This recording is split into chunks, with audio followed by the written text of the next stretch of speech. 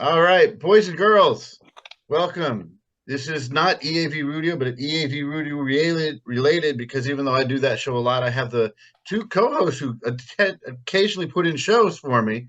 I've got my nemesis Tim and my boy Andy who have put lots of good shows together for you um, under my name. But today we have a special treat.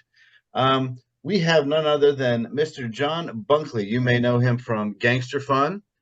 Skyman from Detroit. You may know him as I first met him from the Atomic Fireballs from Swing Band out of Detroit. But he is here with us today. He's to talk about what he's doing now and some things going on.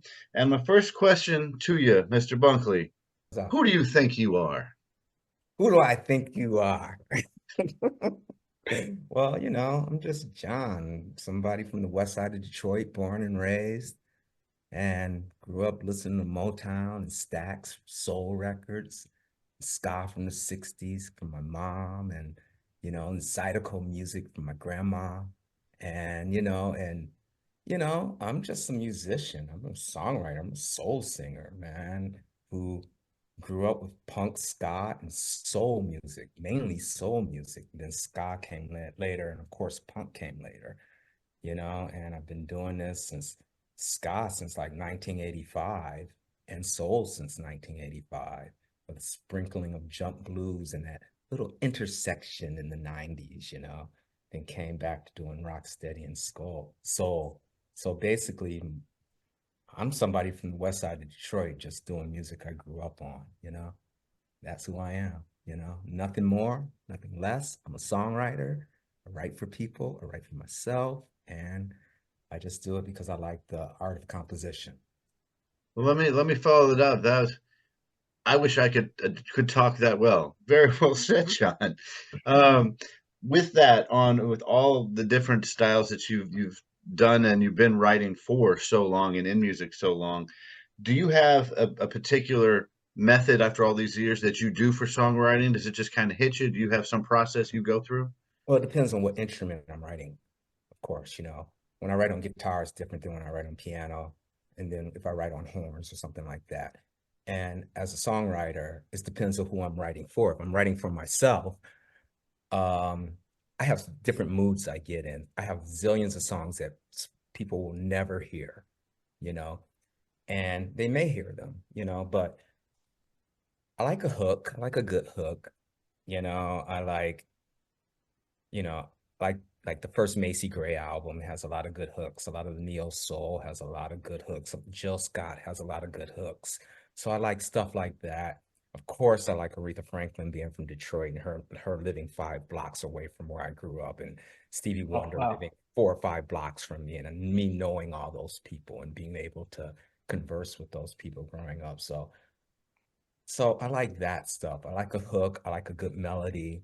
But then again, I like punk, like Gangster Fun got a chance to do some shows with Bad Brains and Fugazi back in the day, And I always grew up with punk. I always loved Gang of Four, I love the political aspects, Crass. So I love things with a message. I like things that are hostile. I like things that are beautiful, like Curtis Mayfield. And then again, I like a good pop aesthetic, like a pub aesthetic, like early Elvis Costello. So it can run the gamut with me.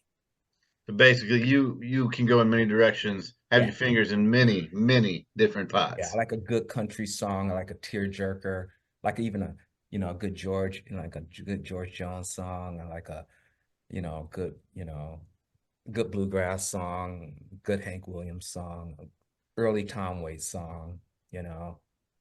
I like Well, a lot of stuff what like Loretta Lynn. I like soul. I like Rufus Thomas, like Carla Thomas, So but mainly it's always going to be rooted in soul with me, being a Detroit boy, mom being from East Texas, So it's always going to be rooted in that. and I would agree that that also goes for your latest album that you have just released, Shandy Dandy. Thank you. And what led you to this new release? Because I've got some singles that you put out over the last couple of years, and now it's full first length I've gotten in a while. What inspired me? And I love it. What inspired this? Why did we get this gift? Oh, gift. Thank you. I like You're giving welcome. gifts. I'm glad you see it that way. Um, you know, with the way like music is being written right now, especially in the quote unquote ska scene, it's like I don't find it to be like rooted in soul anymore. And when you think about like the early rock steady stuff, some of those guys' biggest heroes were the Impressions, who I really grew up with, was my mom's favorite band, with like people covering Queen Majesty and songs like that, and I don't think a lot of people even in the music in our scene right now, if you call it our scene, would even listen to like the dramatics or the impressions or the stylistics or things like that, which, you know, I think that's what I can bring to it. Something that's different than what other people are bringing to it, because, like an influence for me wouldn't be No Doubt, it's like, well, I was doing this before I even knew them, Boss Tones are not my influence, and a lot of the bands that are coming up now, that's a major influence for them. My influences are from the 60s. I mean, I was born in the 60s, so, and it's got to be that way. So what I bring is something that's definitely Black Detroit, All you can do is bring who you are and don't try to fake the funk, right? Well, if you're looking at me, I can't bring anything. I have to fake. If it's creating music, I have to fake it. I can play the hell out of it on the radio.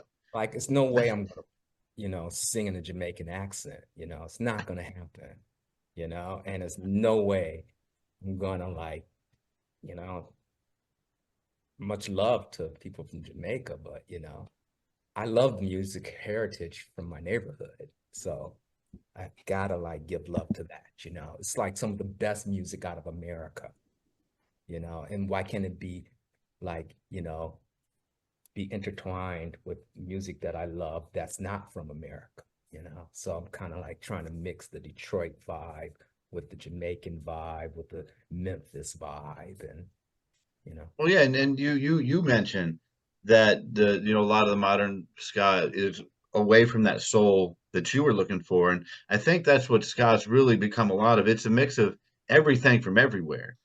You just yeah. really gravitate towards that soul, where you like some of these younger kids. They were so much later; they didn't grow up with that. So, but it really is a mix of everything. I would Well, 100% agree with you. they should grow up with it. I It's agree. I mean, amazing music, and not Educate them, grow up with educate it. them, They didn't John. grow up with it. They should hopefully look into it, Yeah, yeah. start seeing where the music came from and actually delving into it. I agree with that 100%. That's I've a lot of the music that I have eventually found came from going back and figuring out where what I was listening to came from.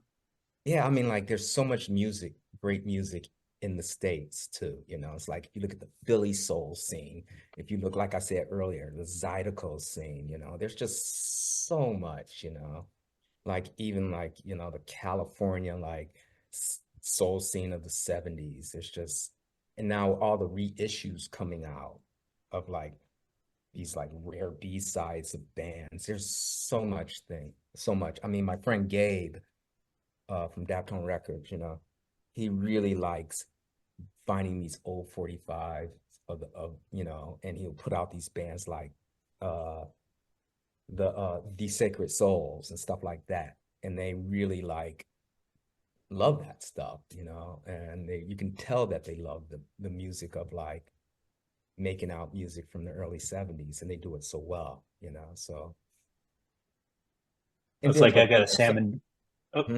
I was gonna say I have a Sam and Dave record sitting in my shopping cart right now. My wife just yells at me for yelling buying too many records, so I feel Oh, you. she's doing her job then. And you're doing yours, Tim. Keep it up. We support Like both. what's the band? Gosh, I got so many bands in my head because of my day gig. I just listen to music all day. And the band Daptone put out, and one of the singer died from ACLS or something. Will you help me out? Uh, Wonderful band. I think they were out in New York.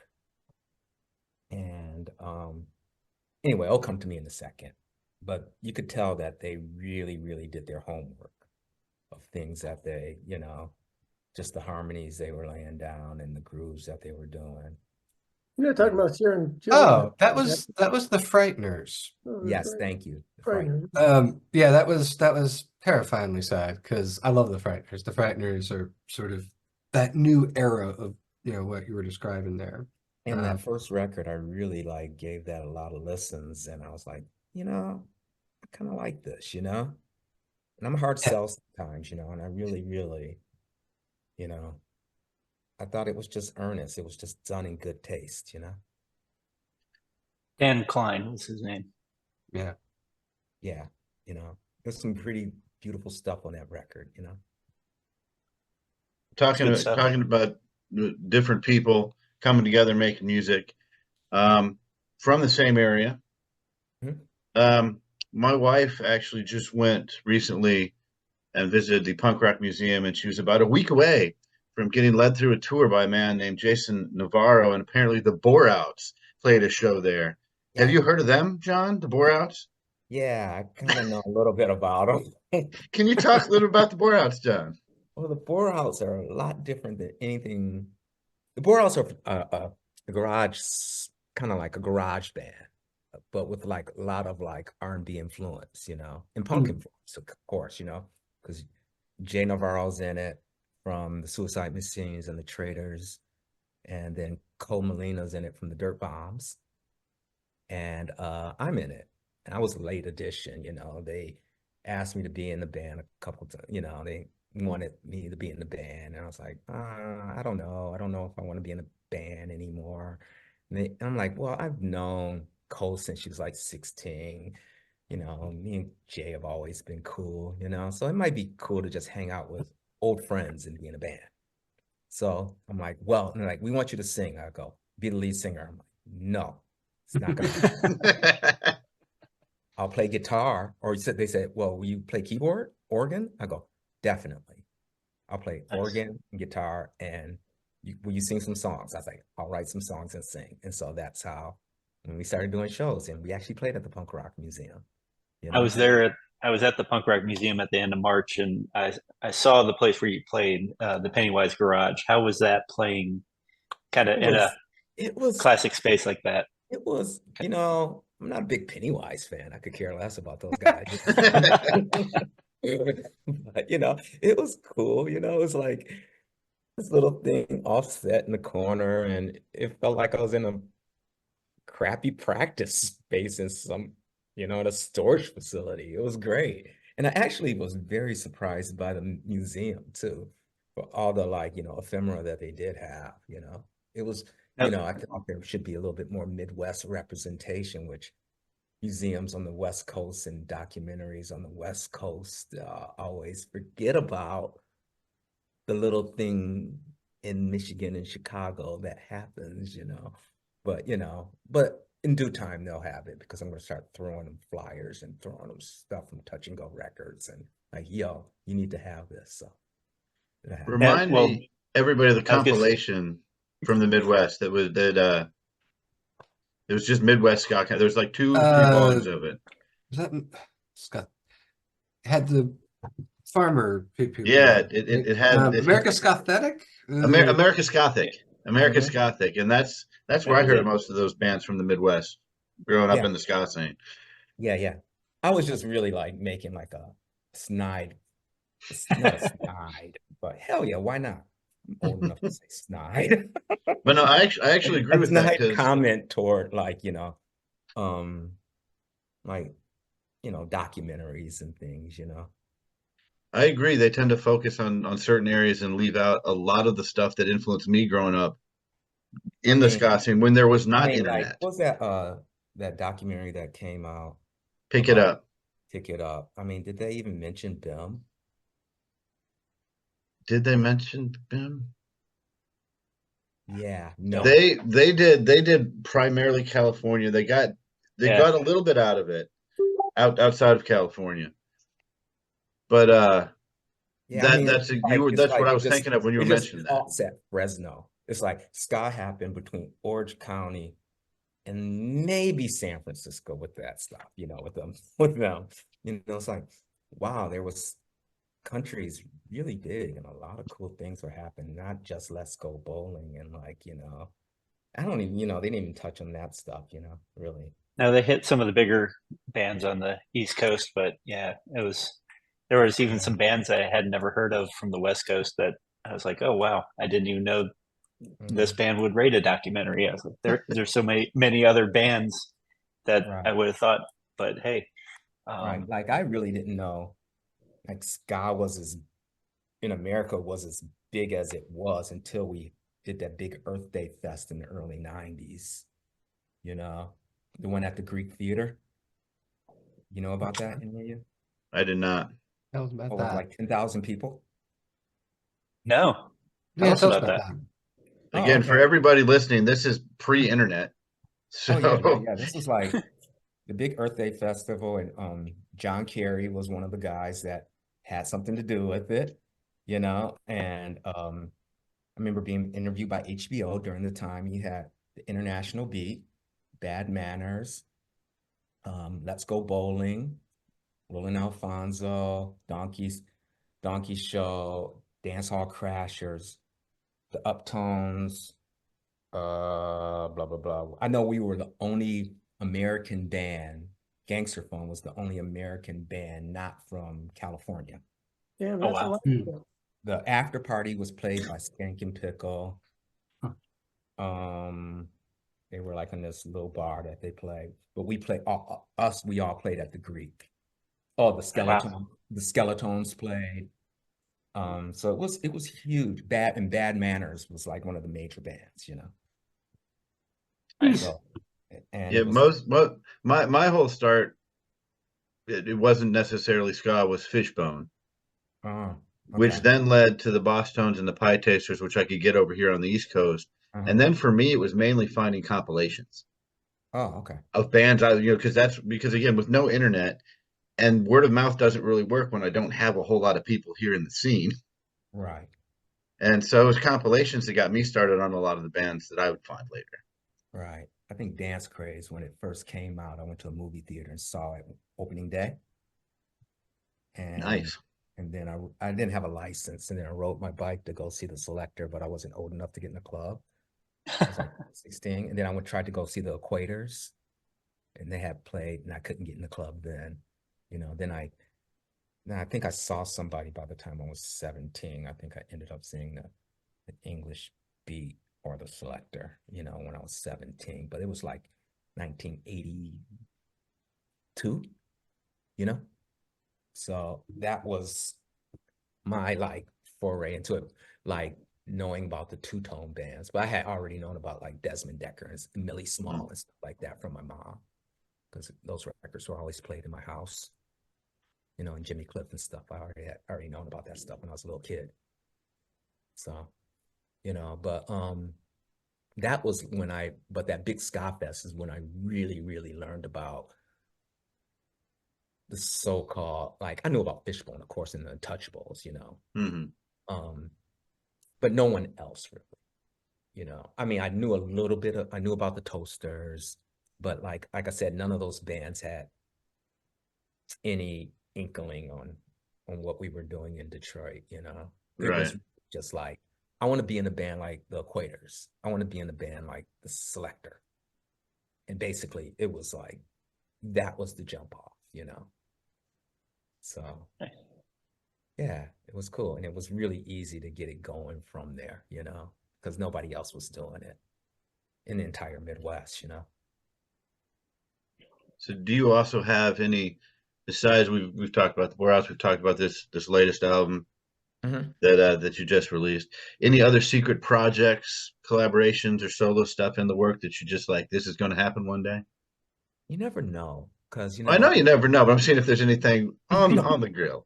I mean, there's, like I said, there's thousands of songs written and recorded, and I might just start, no one cares about the babbling of old black man from the west side of Detroit. They don't want to hear this music. So This it's dude does. the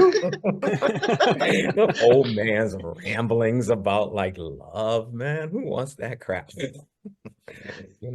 So yeah, I mean, I think I'll probably release like maybe a couple singles by the end of the year, but I'm gonna start like just working with different people because like I used to write a lot with the lead singer of Luscious Jackson, like me and Jill Cunoff used to write a bunch, and I have songs in that soul vein with her, and I've got songs that I've written with a lot of people. So I might just start, leaking those out as singles and stuff. I mean, I want to try to get out as much stuff as I can before I die, because it's just going to be lost on a hard drive somewhere, and then no one's going to hear it. Yeah. And it's like, this might as well just get it out there. It doesn't matter what happens to it. Well, not to be selfish, but do remember, John. You just do it for the love of music, and just like if somebody likes it, 4 people like it. That's 4 people that, Just remember, me being a little selfish here, when you want to sneakily leak something out, I know a guy that can put it on his show. So I got always you. happy to. Oh, thank you so much. You're too kind. Thank you. Of course. Thank you. That's nice. If you don't mind, I want to step away from music for 1 minute. Right. And I want to focus on something that I learned through others that you really got into and are big into, and that's your paintings. Yeah, I'm a painter. Can you tell me a little bit about your painting? Well, painting is my first love, man, even before music, but I didn't really show anybody my paintings, I was like, I never went to art school. I always wanted to go to art school. I ended up going to college and graduate school for other stuff, but with the advent of the internet, I just started putting on the social media, and then they started getting some love, and then I started getting grants, and I started painting more, and I started getting offered, solo shows and art shows, and started selling paintings. And it's been really cool because they're more of an impressionistic style, and it's kind of like urban impressionism, very influenced by, like, again, my surroundings. It's very Detroit, very,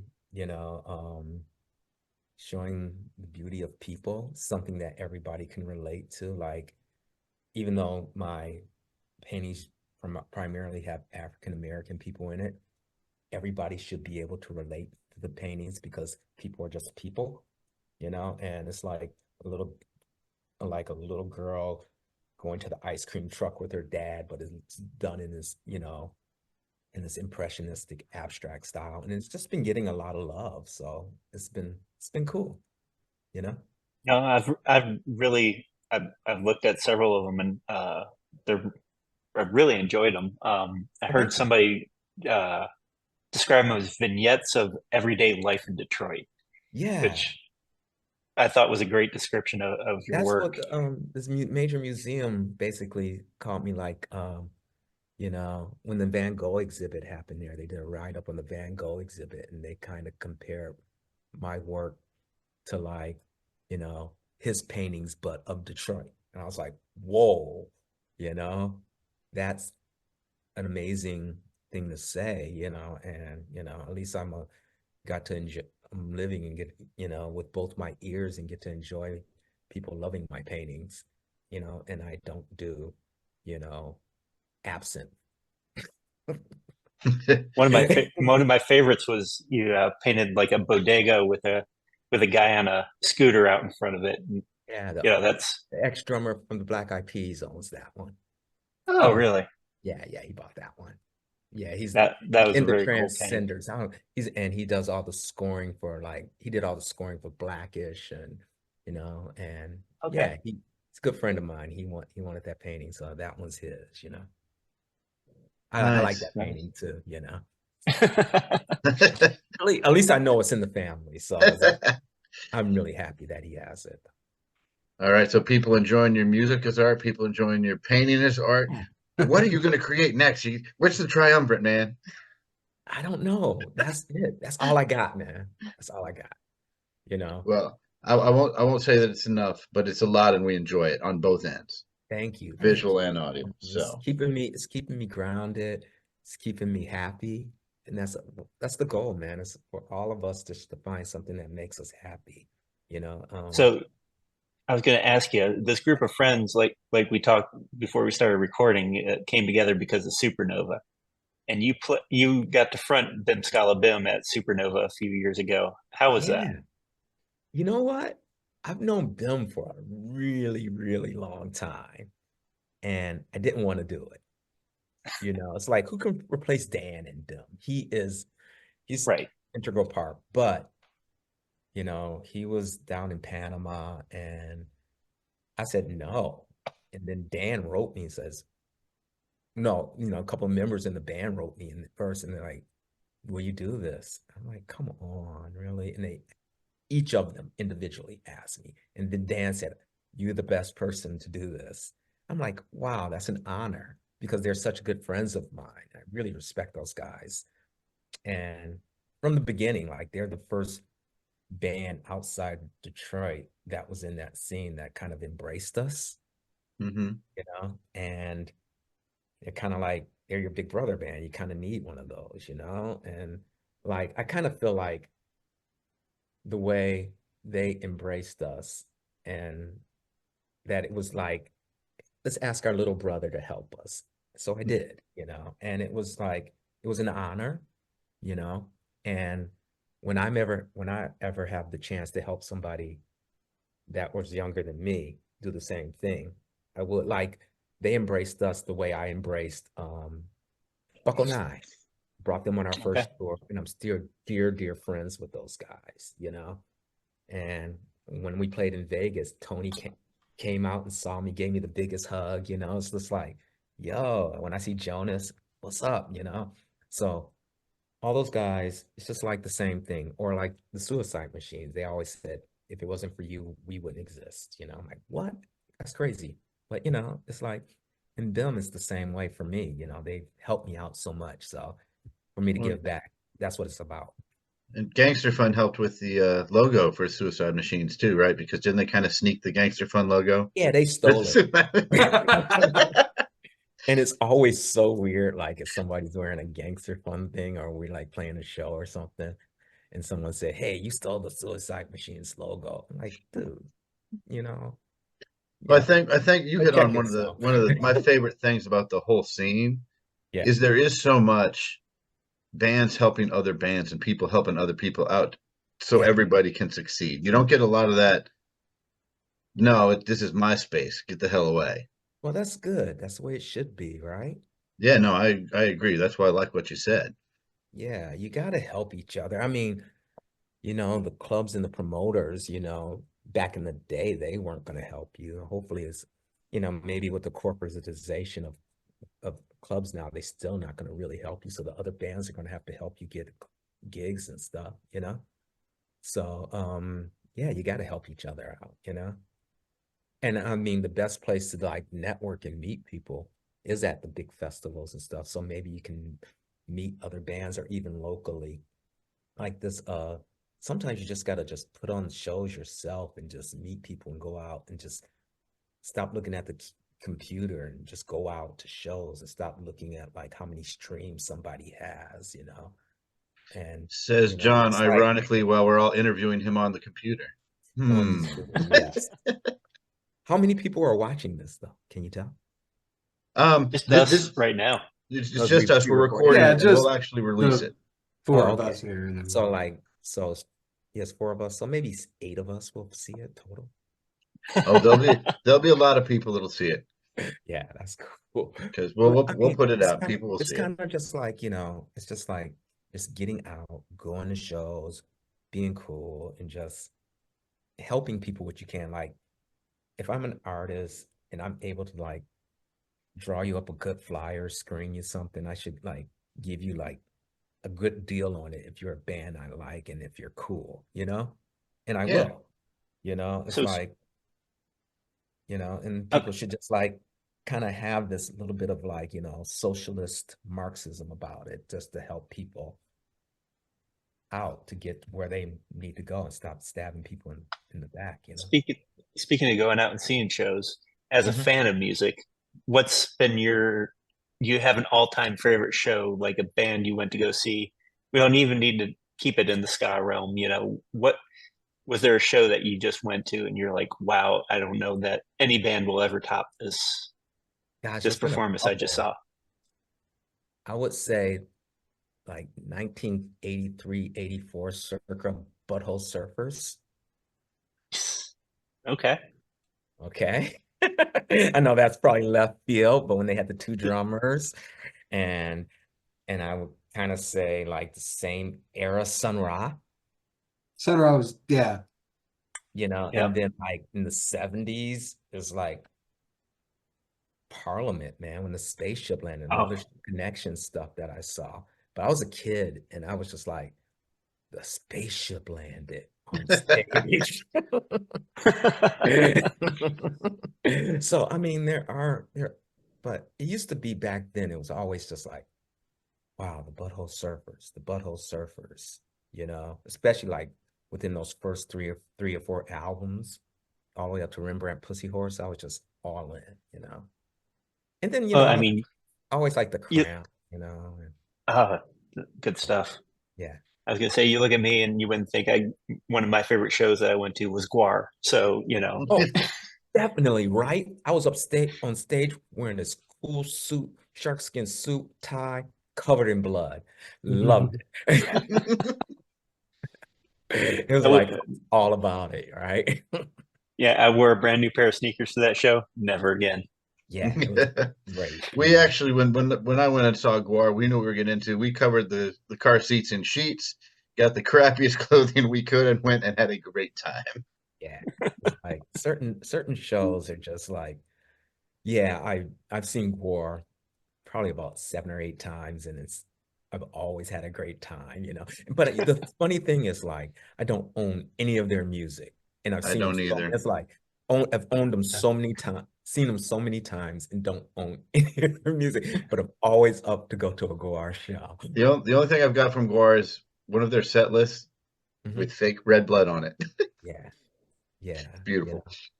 Yeah. I mean, but like a band like who have I probably seen more than anyone else, unless I was doing a touring thing with like Warped Tour or something. Gosh, like a big name band, I've probably seen Elvis Costello more than anyone else. Oh wow, nice. So yeah, I just like the way I like the way he crafts a song, So I like that, and that's about it, I used to go see a lot of Zydeco stuff, go see Boozoo Chavez every time he came through town, and a lot of jazz, lots of jazz. I've been lucky to like catch like after hours like Miles Davis back in the day and Sonny Rollins, and I've been really lucky because Detroit is a major hub for like jazz here with the Montreux Jazz Fest, the Detroit Jazz Festival. So we still get really, really great shows here, and it's free still, and it's still nice. Free. And it's an actual jazz fest compared to the New Orleans Jazz Fest where you have the Rolling Stones headlining. Like we still actually have jazz. So I respect that. Well, Rolling Stones could play anywhere. Why are you going to take Jazz Fest, yo? Yeah, one thing I saw in my life, which it was one of those random happenings. I was in Fort Worth in Texas, and I was walking through the largest honky tonk in the world, apparently. Nice. And BB King was playing on stage in this giant facility with an indoor rodeo and all sorts of crazy stuff going on. And in the middle of all this, BB King is playing. I didn't have a ticket, but you could hear it anywhere. And I just sat down, and me and my wife were there. And it was just amazing. I got a chance to sing on stage with BB. Really? Yeah, it was really great, and he was a really, really humble, great guy. I used to work for Delta Airlines. It was called Elite Services, where I'd get these celebrities and drive them from one plane to a crown room and get them on their plane. And I had about 15 minutes sitting in a car with him, waiting to put him on his plane, just chatting. He was, like you said, a humble, just nice guy. It's the nicest guy, and it's just so great. This is when I was on Atlantic Records, so we were talking about, and when I got on Atlantic Records, I was signed on by, when my other band, the Atomic Fireballs, I was signed by Ahmet Erdogan had scouted me out, who had started Atlantic Records. So he had known that, BB had known that. So we were talking about the old Atlantic soul, our rhythm and blues days, you know, me, him, and Ruth Brown.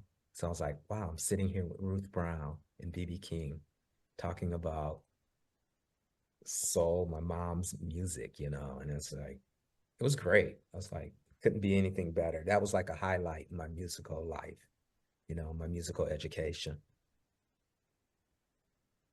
High point. Awesome. Yeah. Well, John, we've been talking for a while, and I'd like you to stay and just chat with us some more. I think that would be awesome if you've got the time and you'd like to. But just for the recording part, I want to wrap it up just so anybody watching has actually time to watch it instead of going 2 hours. Hell no. But I did want to ask first before we got out of here, where is the best place for people to find and buy any of your older tunes and your newer tunes, of course? And if it is possible, where could they go if they wanted to find themselves some John Bunkley art? Oh man. Okay. My newer stuff that I've been releasing solo, like I've been releasing some stuff that you might not even find on Bandcamp. So Bandcamp is where you're gonna find like the stuff that, you know, mainly the rock steady or jazz stuff and soul stuff. You're gonna find that on Bandcamp. Like, but the more auspicious recordings that I'm doing, you can find them under my John Bunkley SoundCloud. Like I just released an all covers album of me playing nothing but harp and strings. So I'm playing all the harp and cello and violin, and I'm doing cover songs of like Kraftwerk, Elvis Costello, XTC, Gary Newman, Ryuichi Sakamoto, all my loves of mine when I was in high school, you know, and I'm just playing them as chamber jazz music, like chamber classical. So you'll find like crazy stuff like that on my SoundCloud. And my art, johnbunkley.com. That's my website. I need to update it, or follow me on Instagram. You know, I like to post my art on Instagram a lot. You can always message me through that, on my Facebook. I don't care, you know. You'll find me. I live in Detroit. You can find me. You know, just walk around like, are you John? I'm like, yeah. I'm gonna ask the wrong guy. Are you John? Hell no, I'm not John. I'm gonna get my ass kicked. Yeah, like, what's up, you know? So, you know, but yeah, most of my music can be found online some way, you know. And the bore outs, you know, I just found out we just got our test pressing of this 7-inch that we're releasing, you know, the Shake Wells, another garage mod band out of Las Vegas. We did like a split 7-inch with those guys, and you know, we're about to do 10 shows with the bore outs up the coast supporting the Dolly Rots. Yep, you coming down to Atlanta. I already got my tickets. Starting in Atlanta, and I think we're ending in somewhere, you know, Brooklyn or something that we're ending, you know. So we're gonna do 10 shows. Me, Jay, Cole, and Rob. I'm looking forward to it, man. Old school, you know. Nice. Yes. Nice until it's not. Is there anything, John, that I missed that you need to tell the whole world? Like, oh, now I have a platform here. I need to tell people this. Anything I missed? Boring, man. You know everything about me, man. I am so that's it. You know, I'm like so like I have nothing to bring to the table. And I apologize. No. I asked the right questions. You bring everything to the table. Mr. Bunkley. I'm not even gonna call you John on that one. That is Mr. Bunkley. You bring a lot to the table already for us, sir. Thank you. Excellent.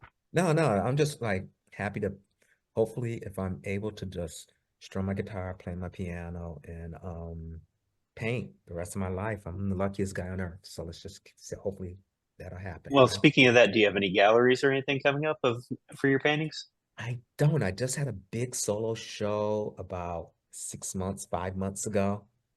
And almost everything's sold. So, you know, I have to like figure out what my next theme that was all watercolors. I'm doing a lot of oil right now, and I've been working in. I used to be a glass blower, so when I was thinking about doing more casting and sculptural glass blowing mixed with marble carving, like sculpting marble.